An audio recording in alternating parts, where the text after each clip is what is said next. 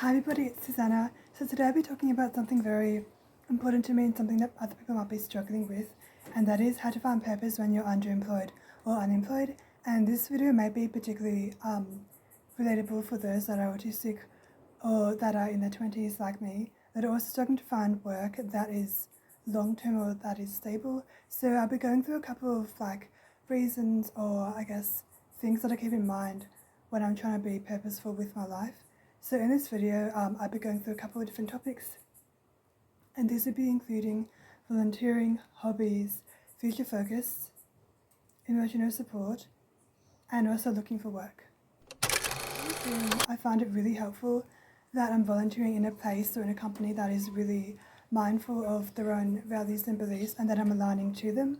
So I do a lot of volunteering with the Autism Community Network, and I've also started volunteering in a safe space. So those two volunteering jobs provide me with some unpaid jobs, and it might be unpaid, but it might be really good for me to learn skills. And also I find it's a lesser pressured environment because you're not earning money and maybe there aren't those expectations there. It's a bit hard to explain, but I do find volunteering easier than paid work.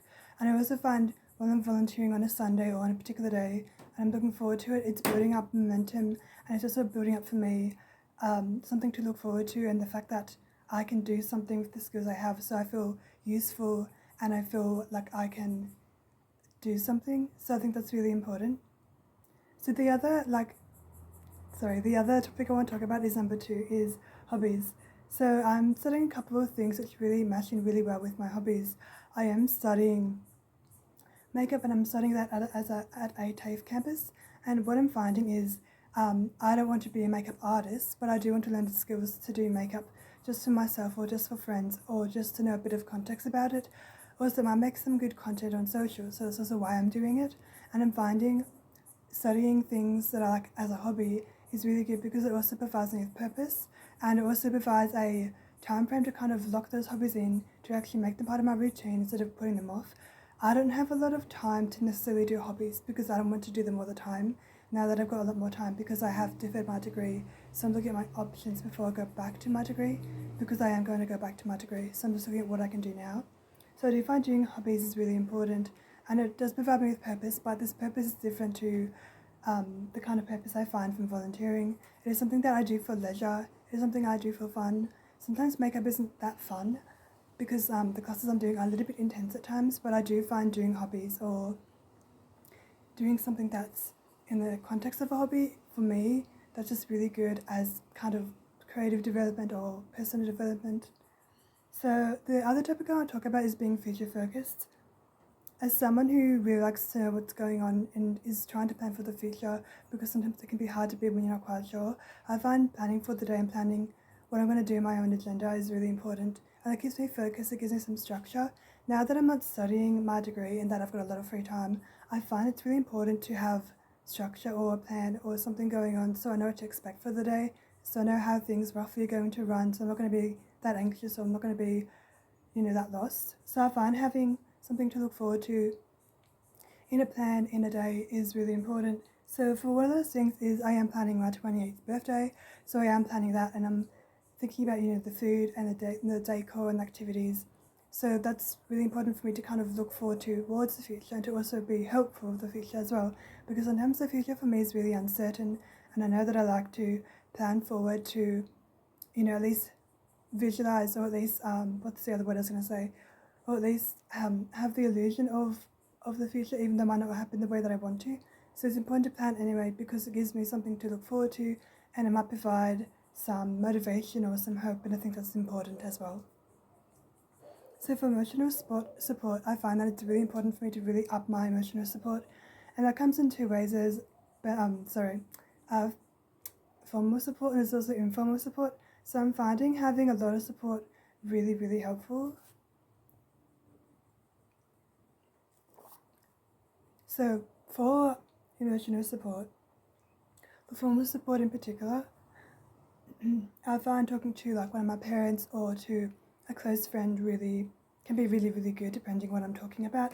But I also find semi-formal support is really important. I can't afford a therapist, I can't afford going to see a professional or going to a day program or any other structured mental health program at the moment, but I am finding going to a online peer-to-peer or peer group really important.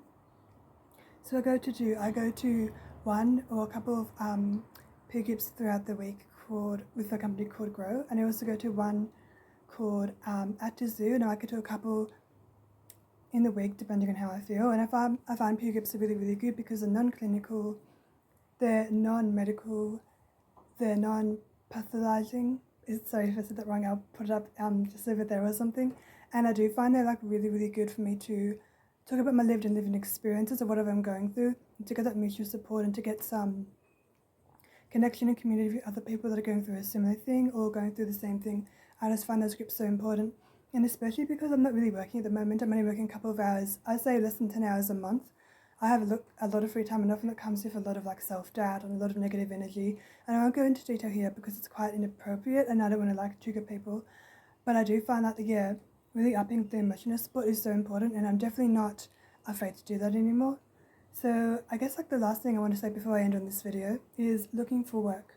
So because I want to look for work, because it's one of the things I need to do in my life, because it's socially acceptable, but also I need the money, so I am driven to look for a job.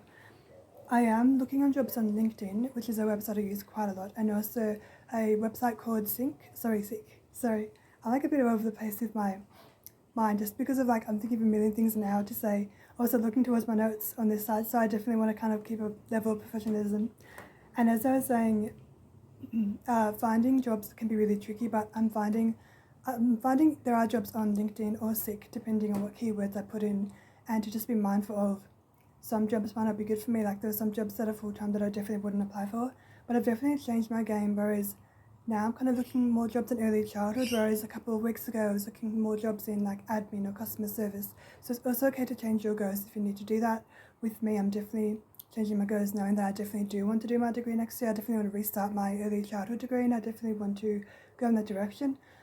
What I end up doing for jobs on the side is definitely doesn't have to be related to early childhood education and care, but if it relates to early childhood or families or community, then that's fine, because a lot of jobs have the things in common with my degree. They may not be in the actual discipline or profession that I'm working in, which is fine, but all in all, I'm just going to find something that is paid, something that is reasonable, and if it's slightly outside of my discipline, then that's fine as well. Oh yeah, and also the last thing I want to say before I finish this video is that I'm updating my CV depending on my job that I'm applying for, depending on the job, and it's also okay to like update your LinkedIn as well. So I keep on speaking in that way, but I mean to speak about myself, because I find it easier to talk about me than other people, because I don't know what other people are going through. But I am finding that it's good to update things, especially if I'm starting a new course. Like I'm studying a mental health course in mental health and a couple of other things that are related to that. So I've definitely updated where that needs to be updated, and I've definitely made it clear that when I'm looking for jobs, it might have a mental health focus or a partial or a slight mental health focus, and that's okay as well. So I really hope this has given you some ideas or some takeaways. I really hope this has provided you with a couple of key things that you might be looking for when you're wanting to know how to be purposeful with your life, or wanting to know how to have a bit more purpose or a bit more motivation when you're underemployed or unemployed. And I really hope this has been helpful to any of those autistics or neurodivergent people that may be wanting to, I guess, maybe have a couple of tips. Not that I'm trying to make it to them, I'm just finding that it's something that might help those people that are in a similar situation to me. This is Susannah, and I really hope you enjoyed it. And I no longer say be different, not less, or always into like SBLs. I'm slowly moving away from the autism label, just because of various reasons, which I might go into another video about. But I really hope you've enjoyed this video, and I will be doing more videos every fortnight. This one was definitely one that's been something I've really wanted to do. I did miss the one on the 25th of October, which was a couple of days before Halloween, but I really wanted to do this one because this one's really important to me, and I feel better doing it now, and I've definitely done this one at a good time. And if you want to follow me on socials, you can. I'm on YouTube, TikTok, Facebook.